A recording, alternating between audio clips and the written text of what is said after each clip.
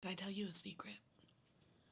You don't have to have previous dispatcher experience to be successful in this process.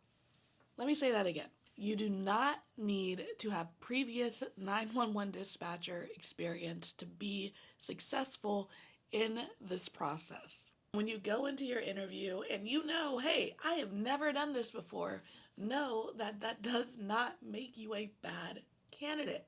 Instead, you're going to lean on your past personal experiences and the skills you've gained in your past jobs and just living life to answer these interview questions. Most importantly, just be yourself. Today in this video, we're going to go through 5 common questions that you may get during your interview process. First, I am going to read the 5 questions. I'm not going to give you any answers to those questions. I am just going to read them as if I was your panel interviewer. And if you want to pause this video and practice answering the question, do that.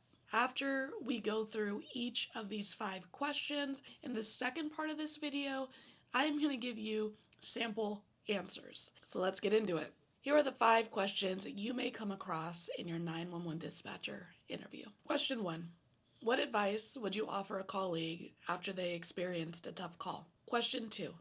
Can you recall a situation where you had to make an important decision without your supervisor being present? Question 3. Can you describe your experience handling multiple assignments of high priority simultaneously? Question 4. Tell us what you've learned about our department. Question 5. In the case of a 911 open line with faint talking heard in the background, but no one is answering your questions, what steps would you take? Not bad, right? Okay, now in the second part of this video, I am going to answer these questions as if I were the one being interviewed. It is important that you do not copy my answers. It is much harder pretending to be someone else in a room full of strangers who are asking you questions. So use this example to inform your own answers. Be yourself. Question 1. What advice would you offer a colleague after they experienced a tough call? I would remind them that it's okay to feel the weight of a tough call. It's part of the job. And then encourage them to take a break. It's important to take a break outside of the center.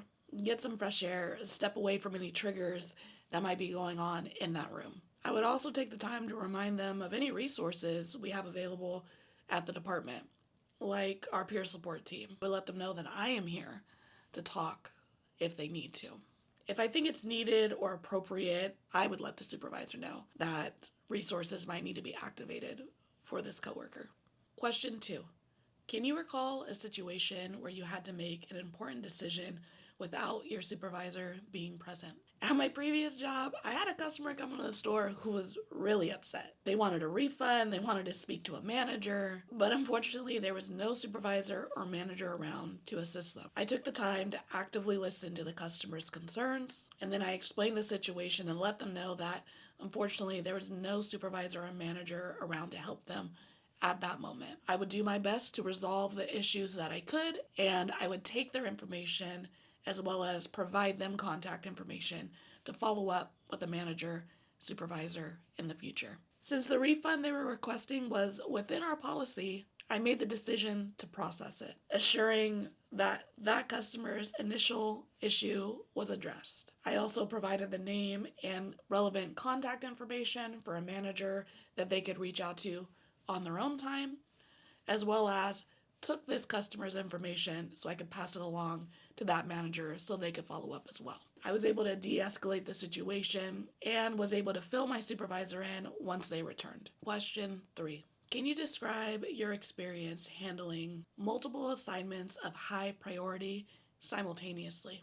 In my previous role in retail, I frequently handled situations where multiple high priority tasks needed my attention all at the same time. One example is during a holiday rush, I was responsible for managing a long checkout line, assisting a new team member with a register issue, and addressing a customer who was upset about a pricing issue, all in a short span of time. Decided to approach the task based on urgency. First, I acknowledged the customer who was upset and let them know I would be addressing their concerns personally shortly. Then I quickly moved on to my team member who was having an issue with the register, problem solving that so they can continue to deal with this long line that we had piling up.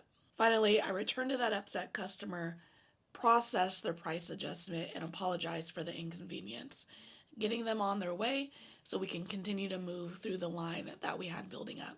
By prioritizing these tasks, I was able to manage that long holiday line, work through my team members' register issue, as well as de-escalate an upset customer so we could continue moving through that holiday rush. Question 4. Tell us what you've learned about our department. While preparing for this interview and learning more about the role, I took the time to explore the department's website. One thing that stood out to me while looking at the website was the department's commitment to transparency, especially with the easy access to crime stats and online reporting that's available to the community you serve. What resonated with me most, though, is not just the department's commitment to serve the community, but to partner with it. I can see this through your guys' active presence online, through your social media platforms, where you're engaging with the community and establishing some trust. I'm excited to learn more about how I can contribute to this mission in my new role. Question 5. In the case of a 911 open line with faint talking heard in the background, but no one is answering your questions, what steps would you take? If I were to receive a 911 call, which was essentially an open line where I was hearing people talking but no one was talking to me or answering my questions, these are a few things that I would do. I would first attempt to get the caller to answer my questions by asking them, hello, can you hear me? I would even ask them if they could push a button, if they can hear me. Maybe they can't speak freely. And while I'm trying to get their attention verbally, I'm also listening to what's going on the phone. Is this a open line where there's distress heard in the background? Am I sounding more like I'm in someone's pocket? Maybe it's a pocket dial. What can I gain from just listening to what's going on as well? I would then use all available resources to gather more information. Where's the phone mapping? Do we have any history with the cell phone? Can we gather any information about whose phone this might be? Do we have any history at an address that this phone might be mapping at? Do we have the ability to maybe text this phone and maybe get a response that way? And as I'm gathering all this information quickly, I am dropping a call based on our department's policy. I'm going to continue to monitor the open line or hang up and try a call back. It really all depends on what that policy is, and that's would determine how I move forward after dispatching units to this open line call. All right, everybody, those are our sample interview questions to help you prepare for your panel interview. Notice all of those questions were based on experiences outside of 911 dispatching. Other than scenario situations like the first question, which was, how would you deal with this at your job? And the last question, which is, what would you do with a 911 open line? The rest was a person's personal experience outside of 911 dispatching. No matter what you have done in life, you've probably provided customer service in some way, shape, or form. And that is a great, great skill set to bring into the 911 dispatcher interview. But remember, what is most important about the interview process is not only landing the job, but making sure that department you are interviewing for is a good fit for you. So be yourself, lean on your personal experiences, and you'll do just fine. If you're interested in more sample questions in preparation for your interview, head to theraspidispatcher.com for additional resources. Don't forget to hit that subscribe button if you like the content you are seeing. And good luck in the rest of your process. Until next time, stay raspy.